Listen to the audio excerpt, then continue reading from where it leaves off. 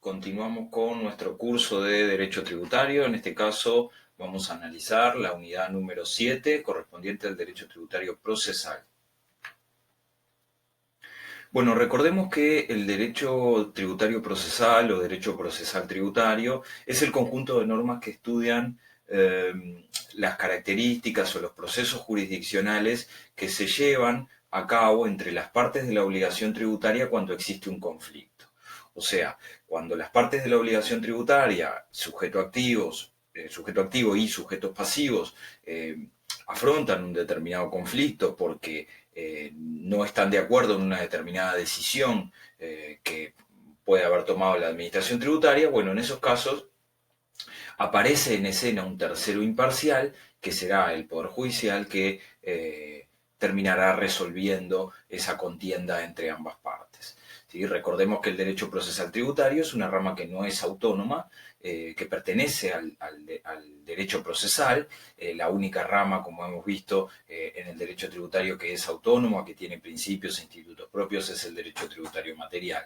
Por lo tanto, en lo no previsto en el Código Tributario, cuando nos estemos enfrentando a una situación de juicio o proceso entre las partes de la obligación tributaria, la normativa aplicable en esos casos será la normativa de derecho procesal. Como decíamos, el derecho procesal también toma, o el derecho procesal tributario también toma trascendencia a nivel del derecho tributario por la aplicación del principio de tutela jurisdiccional. Nosotros analizamos ya que el principio de tutela jurisdiccional implica la necesidad de que el conflicto entre las partes de la obligación tributaria sea resuelto por un tercero imparcial, por un tercero independiente a esas partes, que pueda brindar certezas y garantías de una decisión ecuánime respecto del conflicto que se le plantea. Vamos a trabajar nosotros dentro de esta unidad dos temas relevantes, que lo son para el derecho tributario también, que son el tema de las medidas cautelares y el tema del juicio ejecutivo fiscal. Vamos entonces a analizar el régimen de las medidas cautelares. En primer lugar, recordemos que las medidas cautelares son medidas dispuestas por un juez, por el Poder Judicial en este caso, que tienen por objetivo proteger aquel bien que es objeto del juicio, de un juicio o de una contienda. O sea, cuando hay una disputa entre las partes de la obligación tributaria, sujeto activo y contribuyente o otros sujetos pasivos, la disputa o la pelea en este caso se da por el crédito tributario, ¿sí? O sea, hay una deuda tributaria allí que están discutiendo, que se está cuestionando, y lo que pretende la medida cautelar es proteger el crédito tributario, ¿sí? Allí lo que va a ocurrir es que el juez va a disponer una medida, llamada medida cautelar, que lo que tenderá es a proteger ese crédito tributario para que cuando posteriormente se dicte una sentencia definitiva que eche luz sobre la realidad y sobre quién tiene razón en esa discusión o en esa disputa, el bien objeto del proceso esté protegido y pueda ser disponibilizado por aquel que haya triunfado en esa contienda, ¿sí? Es una medida de protección que se toma a sabiendas de que el juicio ejecutivo fiscal, que es el juicio en el cual la administración se cobrará su crédito tributario, está demorado, se ha postergado y por lo tanto es necesario proteger el crédito, ¿sí? A nivel del derecho tributario nosotros vamos a tener dos medidas cautelares, que son la medida del embargo preventivo prevista en el artículo 89 del Código Tributario y la medida de la intervención preventiva prevista en el artículo 90. Allí vamos a considerar, para estudiar el tema de medidas cautelares, dos escenarios posibles, ¿sí? Un escenario que le vamos a denominar escenario de régimen general, que está previsto en el artículo 87, en el cual, ahora lo vamos a analizar, la administración tributaria podrá pedir cualquiera de las dos medidas cautelares si reúne los requisitos previstos en el artículo 87. El otro escenario, que es el escenario de los artículos, le vamos a llamar 89 y 90, que es los artículos que regulan el embargo preventivo y la intervención preventiva, es otro escenario en el cual la administración tributaria podrá pedir las medidas cautelares, pero allí hay un efecto distinto, o sea, hay una intensidad más alta, digamos, en el sentido de que partimos de un escenario en el cual el contribuyente ya tiene un atraso importante y eso condiciona la medida cautelar que va a tomar el juez. O sea que, dicho esto, y a título de resumen, vamos a analizar esto entonces en dos escenarios posibles. Vamos a analizar el régimen general de las medidas cautelares previsto en el artículo 87 y por el otro lado vamos a analizar los artículos 89 y 90. Entonces, cuando estudiamos el régimen general del artículo 87, lo primero que tenemos que tener presente es la condición propia de las medidas cautelares. O sea, esto ya es aplicable a las dos medidas y a los dos escenarios posibles. O sea, en primer lugar, las medidas cautelares las pide la administración tributaria y las dispone un juez. O sea, es un juez quien puede embargar o intervenir a un contribuyente, ¿sí? Eso es lo primero que tenemos que tener claro en estas cuestiones. En segundo lugar, cuando estudiamos el régimen general, el artículo 87 establece una serie de escenarios posibles en los cuales la administración tributaria puede pedir la medida cautelar a un juez. El primer escenario es que esa medida debe solicitarse en un determinado momento y ese momento es el momento de la determinación tributaria. O sea, la medida tiene que pedirse al dictarse el acto de determinación y este es recurrido por el contribuyente o en créditos en vías de determinación. Por lo tanto, no es admisible la solicitud de una medida cautelar, cualquiera de las dos que estemos estudiando, en un escenario de inspección tributaria, por ejemplo. Necesitamos estar en un momento, en el momento de la determinación tributaria, en el momento en el cual se están liquidando los tributos adeudados por el contribuyente. Allí, dos posibilidades: que se dicte el acto de determinación, que se cierre ese proceso de determinación tributaria y el contribuyente lo recurra, ¿sí?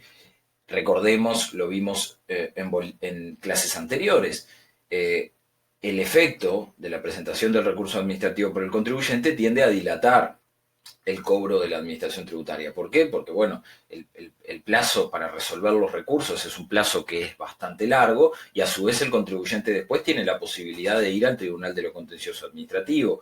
Por lo tanto, allí tenemos un plazo bastante largo para que la administración pueda ejecutar su crédito.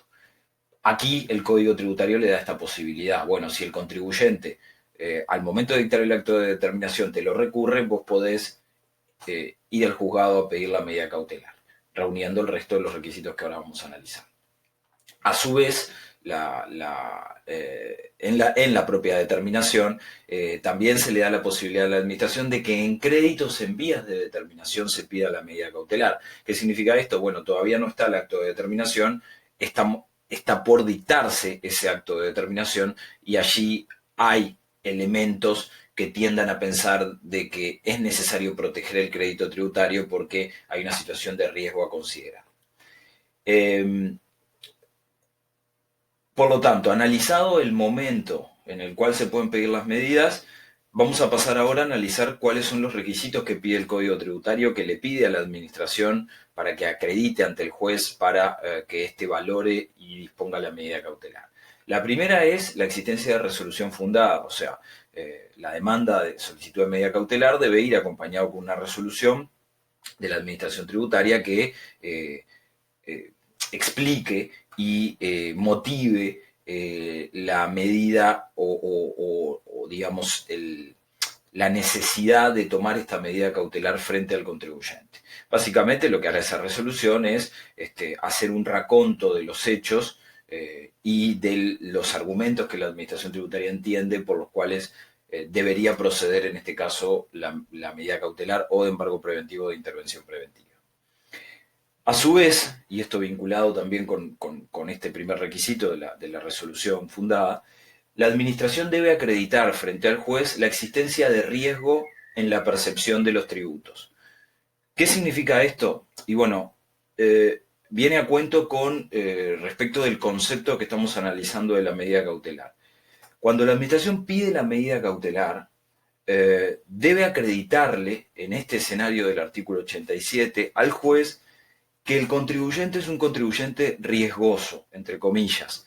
Entre comillas riesgoso porque existe riesgo en la percepción del tributo. Ese crédito tributario por el cual está existiendo la discusión, hay contienda y todavía no se sabe si efectivamente el contribuyente debe pagarlo o no, lo que hay bastante certeza, sobre lo que hay bastante certeza es que el contribuyente está tomando algunas actitudes o, por decir de alguna manera, rehusando al pago. O sea, parecería que no tiene demasiada intención de pagar, y no solamente que no tiene demasiada intención de pagar, sino que en realidad su comportamiento tiende a demostrar que al momento en el cual el juicio termine y la administración pueda hacerse con el crédito, bueno, parecería que en ese momento no habrían recursos económicos suficientes. Entonces, la administración tiene que acreditar esto cuando solicita la medida cautelar. Tiene que acreditar que el contribuyente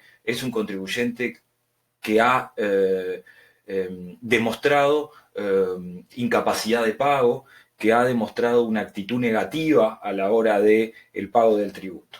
Este riesgo es valorado por el juez y si el juez decide, entiende que es suficiente, que esos argumentos son atendibles de la administración tributaria y que efectivamente hay un contribuyente que está escapándole al pago del tributo y que pretende con evasivas no pagar, bueno, allí va a disponer la medida cautelar de embargo o de intervención preventiva, y esa medida cautelar será por un plazo mayor a 6 meses.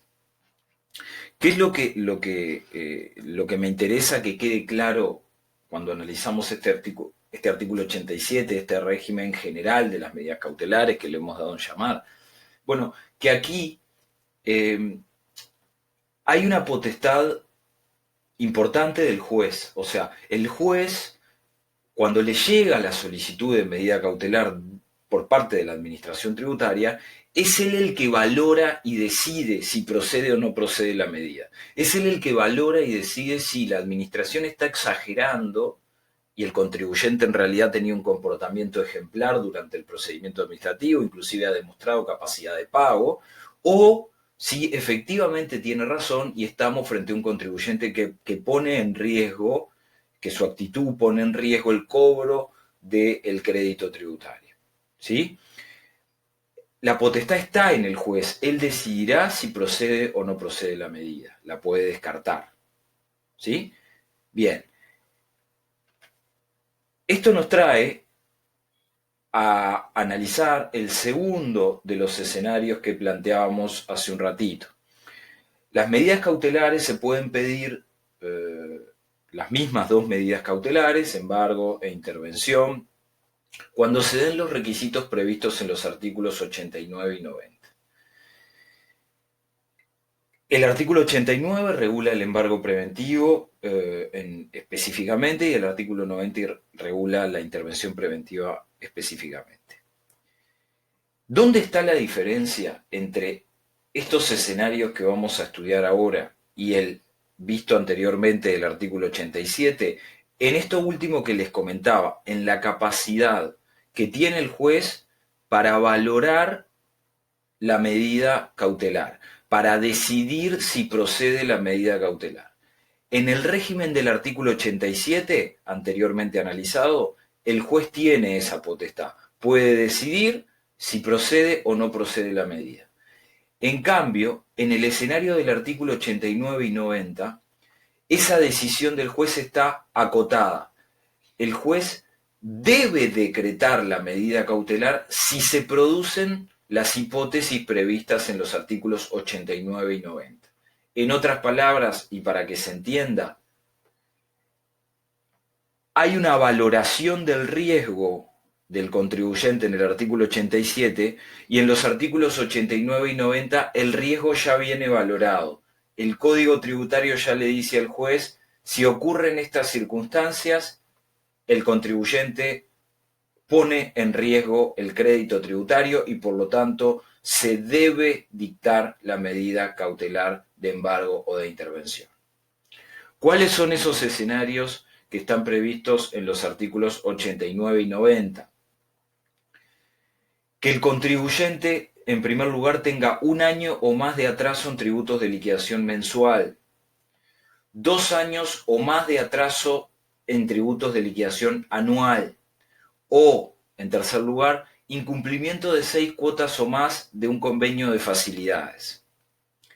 Si ocurre esto, reitero, tanto para el embargo preventivo como para la intervención preventiva, porque el artículo 90 establece las mismas causales del artículo 89, si ocurre esto, el juez debe decretar la medida cautelar solicitada por la Administración porque se entiende por parte del Código Tributario, en este caso, que el contribuyente ya tiene un periodo de atraso importante que da a entender, deja entrever que no va a hacer frente o que está en riesgo que enfrente el pago del tributo.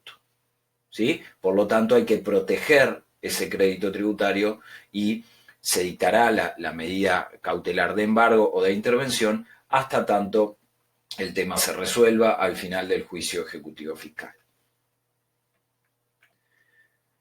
Para completar el análisis, recordar que la intervención preventiva prevista en el artículo 90 implica la designación de un interventor que se encarga de la gestión de pagos del contribuyente, se encarga de tomar decisiones más de tipo administrativo que tiendan a garantizar, a reorganizar a la empresa y a garantizar los pagos tributarios que la administración está reclamando, ¿sí? A su vez existe la posibilidad de la intervención de caja, que es una hipótesis también admitida en donde se puede intervenir la caja de algún comercio o negocio en particular y retener un porcentaje que en este caso irá para el pago o a cuenta del pago de las obligaciones tributarias, ¿sí?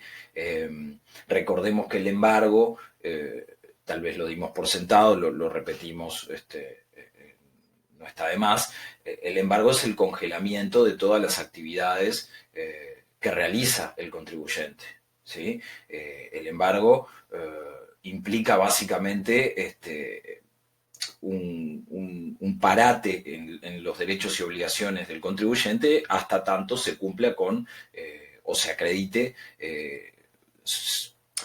suficientes medios económicos como para hacer frente a la deuda que uno tiene, ¿sí? En ese momento se levanta el embargo y uno puede operar normalmente, por eso son muy importantes las medidas cautelares a nivel del derecho tributario. Tanto el embargo como la intervención tienen efectos directos sobre la actividad del contribuyente, por lo tanto es muy importante que las tengamos presentes.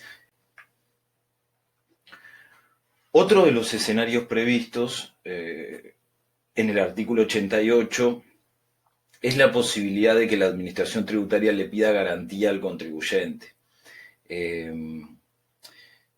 Nosotros ya analizamos, cuando vimos los artículos 68 y 70, una potestad que tiene la Administración de pedirle la constitución de garantía al contribuyente cuando existiese un acto de determinación, cuando se dictase un acto de determinación, se le puede pedir garantía al contribuyente. ¿Qué significa esto? Bueno, se determinó una deuda tributaria y el contribuyente, en este caso, colocará como garantía una cuenta bancaria, un determinado bien, para demostrarle o garantizarle a la Administración Tributaria que puede hacer frente al pago del tributo. ¿Qué hará cuando se le solicite esta garantía? Y bueno, evitará lo que comentábamos anteriormente, el embargo y la intervención, porque está demostrando capacidad de afrontar el pago del tributo. Aquí lo que plantea el artículo 88 es que la Administración puede darle, al momento de dictar el acto de determinación, 10 días a ese contribuyente para constituir garantía. Si constituye garantía,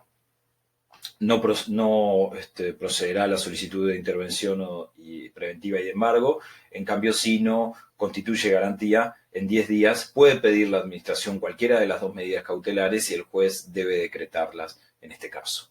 ¿Sí? El segundo de los temas trascendentes a estudiar dentro de la unidad Derecho Procesal Tributario es el juicio ejecutivo fiscal que está previsto en el artículo 91. El artículo 91 establece o consagra la existencia de un juicio, de un proceso que la administración tendrá específicamente previsto y regulado para el cobro de los tributos adeudados por el contribuyente. O sea, nosotros estamos frente a una estructura procesal diseñada específicamente para que la administración tributaria cobre los tributos. Aquí vamos a tener que tener presente un par de cuestiones. En primer lugar, el juicio ejecutivo fiscal es un procedimiento con una estructura monitoria. Es un procedimiento judicial muy acotado, muy corto y que limita mucho las defensas del contribuyente. ¿Sí? Básicamente, a nivel del derecho procesal existen distintas estructuras procesales, distintas estructuras de juicios posibles. Esta, que se prevé en el artículo 91 para el crédito tributario, es de las estructuras más cortas, ¿sí? Más cortas en tiempo y más, como decíamos, limitantes de las defensas del contribuyente. ¿Por qué ocurre esto? Y bueno, ocurre esto porque el juicio ejecutivo fiscal viene precedido de otros procesos administrativos que tienden a hacerle creer al juez, en este caso, de que el contribuyente es muy probable que esté adeudando este tributo. ¿Sí? O sea, la estructura procesal está condicionada a lo que ocurrió antes, que básicamente es el proceso de determinación tributaria y que es el dictado del acto de determinación. El pasaje por el juzgado para tramitar este juicio es muy corto y las defensas del contribuyente están limitadas porque se entiende que ya también previamente tuvo la posibilidad de esgrimir defensas en el procedimiento administrativo. ¿Cuál es el requisito que el Código Tributario pone para que la administración pueda iniciarle este juicio ejecutivo fiscal al contribuyente? Bueno, el requisito que la administración pone es la existencia de un título ejecutivo. El título ejecutivo es el documento que habilita, en este caso al acreedor, a la administración tributaria, a tramitar por esta vía ágil, rápida, express y con poca contienda con el contribuyente.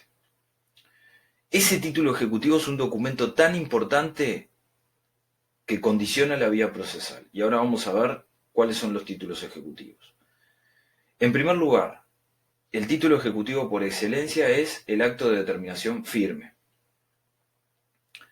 Cuando se dicte un acto de determinación y este acto de determinación sea recurrido por el contribuyente, se presenten los recursos administrativos, estos recursos son resueltos en contra de los intereses del contribuyente, o sea, se mantuvo el acto de determinación inicialmente dictado.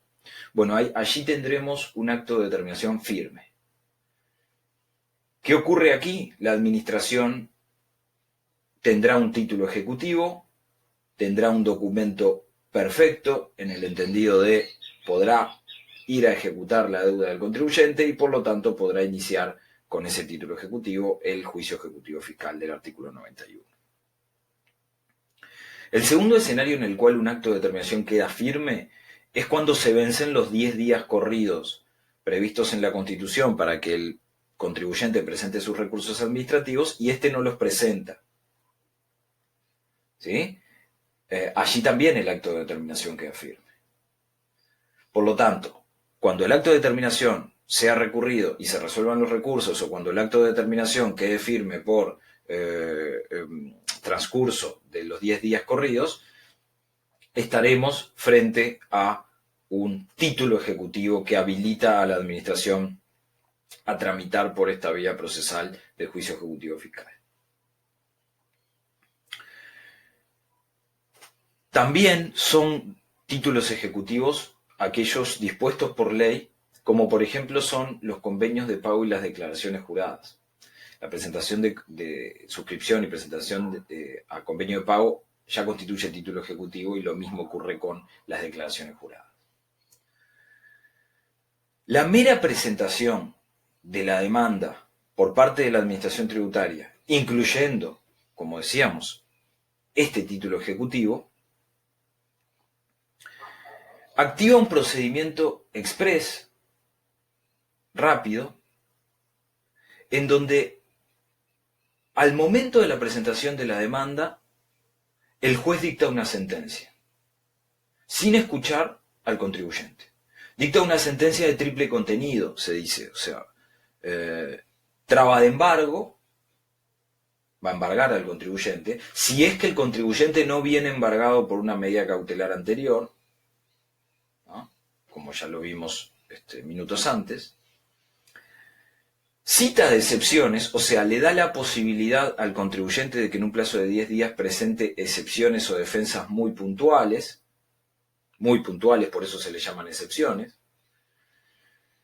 y manda seguir adelante con la ejecución, o sea, manda avanzar en la etapa de ejecución de la deuda tributaria, en la etapa de la vía de remate, como quien dice, y en la etapa en la cual la administración ya pasará a, de cualquier manera, cobrar el tributo.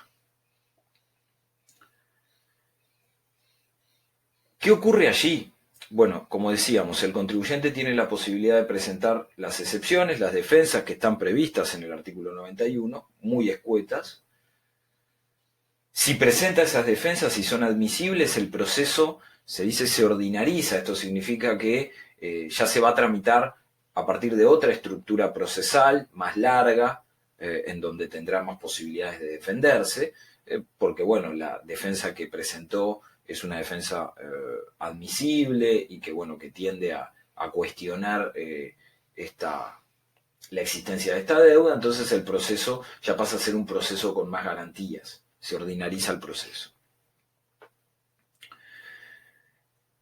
Si no presenta las excepciones o esas excepciones que presenta son desechadas por el juez, pasamos entonces a la vía de ejecución y el contribuyente pasará a ser rematado y la administración pasará a cobrarse del producido del remate para satisfacer su crédito tributario. ¿Qué prevé el artículo 91 como situación que tenemos que considerar para entender este tema? Bueno, la posibilidad de que este juicio ejecutivo fiscal se suspenda. ¿Cuándo se suspende el juicio ejecutivo fiscal? Bueno, la primera hipótesis es cuando el contribuyente, en el momento de la presentación de las excepciones, acredita haber interpuesto una acción de nulidad ante el TCA. Acredita haber interpuesto una acción de nulidad sobre el acto de determinación objeto del juicio. ¿Sí? Ahora vamos a volver sobre esto. En segundo lugar, el juicio ejecutivo fiscal se suspende cuando, en la instancia de las excepciones, en esos 10 días que analizamos tiene el contribuyente acredita que la administración tributaria le ha concedido una espera O sea, se presentó a intentar regularizar y se le concedió una espera para el pago del tributo. ¿Sí? Para que nos quede más claro la hipótesis de suspensión del juicio ejecutivo fiscal en el primero de los escenarios previstos. Aquí les muestro un esquema para que se entienda por qué se prevé la suspensión del juicio ejecutivo fiscal cuando el contribuyente presente la acción de nulidad ante el TCA. Aquí ocurre lo siguiente. Vemos en esta primera gráfica el acto de determinación firme que constituye título ejecutivo. ¿Sí? O sea, en el momento en que el acto de determinación queda firme, ya tenemos un título ejecutivo. La administración, en este caso, que tendrá el título ejecutivo,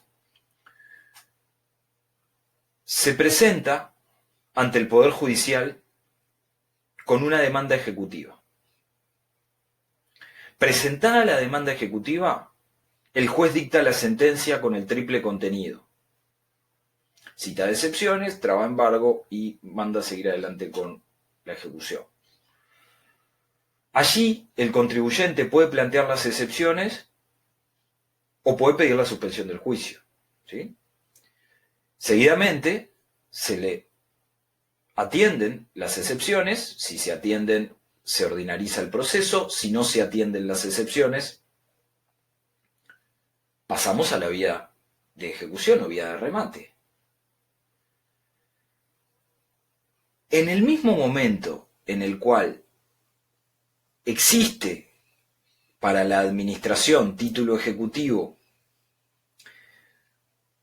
porque hay acto de determinación firme, del otro lado de la cancha existe para el contribuyente la posibilidad de presentar la acción de nulidad ante el TCA. Por lo tanto, para graficarlo,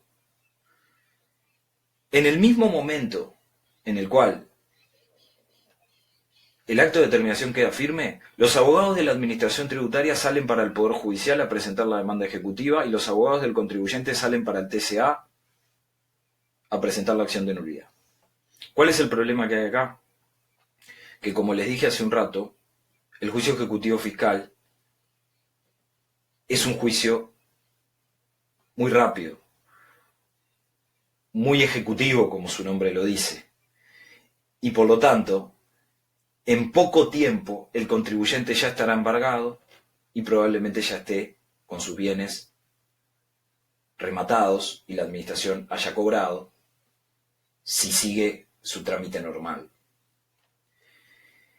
Y si paralelamente a ello presentó su acción de nulidad ante el TCA, la particularidad es que la nulidad ante el TCA es un proceso bastante más largo. Por lo tanto, ¿qué es lo que pretende el Código Tributario? Evitar que en el caso en el que se produzca una sentencia del TCA que anule el acto de determinación objeto del juicio,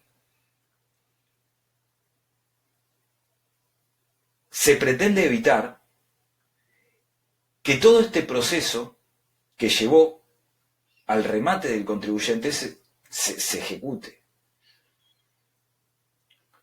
O sea, la sentencia de nulidad, la acción de nulidad presentada por el contribuyente y su correspondiente sentencia, tiene un efecto directo sobre el título ejecutivo. ¿Qué pasa si el TCA anula el acto por entender que el acto de determinación está mal conformado y el juicio ejecutivo ya se tramitó, el contribuyente fue embargado, ya fue rematado y la administración ya se cobró? ¿Cómo volvemos para atrás con todo ese proceso? Para evitar este riesgo, para evitar estas consecuencias que por supuesto aparte traerían aparejadas juicios al Estado, por supuesto, ¿no? Estamos hablando de que un contribuyente fue rematado, la administración cobró y resulta que después se dictó una sentencia que entiende que el acto objeto de ese juicio estaba mal dictado. Para evitar esos escenarios es que el artículo 91 prevé la suspensión del juicio ejecutivo fiscal. prevé la suspensión del juicio ejecutivo fiscal en el escenario en el cual el contribuyente presente o esgrima ante el juez la presentación de una acción de nulidad ante el TCA. ¿Sí? ¿Qué ocurre entonces? Se inicia el juicio ejecutivo. Iniciado el juicio ejecutivo, si el contribuyente paralelamente inició su acción de nulidad, presenta ante el juzgado la iniciación de la acción de nulidad, la acredita, y lo que hace el juzgado es congelar el proceso. Bueno, dejemos todo como está, ¿sí? No pasemos a la vía de ejecución, paremos el tema hasta que el TCA resuelva la acción de nulidad contra el acto de determinación que es objeto del juicio.